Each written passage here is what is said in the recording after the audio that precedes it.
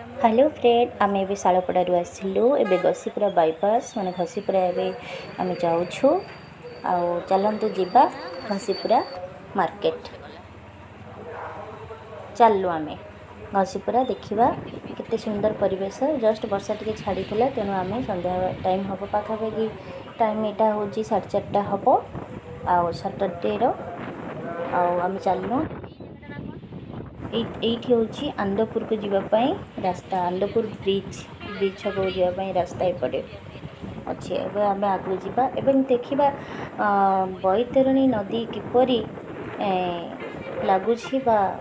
वर्षा बन्या तो जोरे पानी आसला बहुत गाँ पानी भरी जाइए तेरे एबे टिके कम थी पारे बोली आशा होची तेबे जाओ चलतु आगू जावा एखन केते सुंदर मते तो बहुत बढ़िया लगे आपण मानू केमती लगे जानी थे घसीपुरा निश्चय आसबे देखिए देखो बैतरणी नदीर